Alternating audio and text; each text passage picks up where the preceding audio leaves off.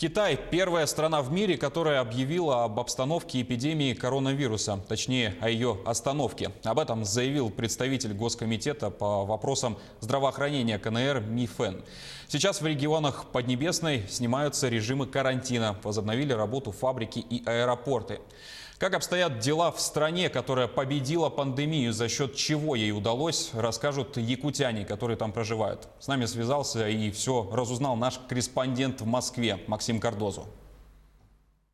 Эти кадры сделаны пару дней назад в китайском Ухане, откуда и началась эпидемия коронавируса. Сегодня здесь заработало метро, открылись магазины, возобновилось авиасообщение. Режим карантина снят и в других провинциях Поднебесной. Это подтверждают и якутяне, которые живут в Китае. В Харбине примерно 80% производства налажено, фабрики, заводы работают, люди вышли на работу полностью. До этого все сидели на удаленке.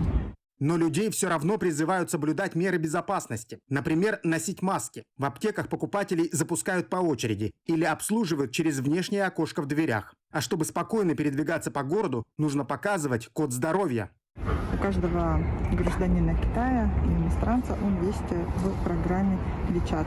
Называется антивирус-код. Это наш город Харбин и провинция Хелунцзян. Мы так нажимаем, и выходит код здоровья. Зеленый цвет означает, что человек абсолютно здоров, и у него может быть доступ на любой транспорт и в любое учреждение города.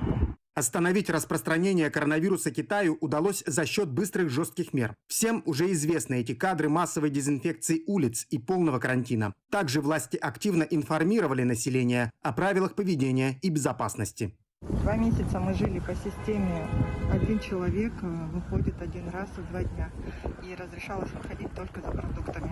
После посещения всех супермаркетов мы приносили продукты домой и дезинфицировали все медицинским спиртом.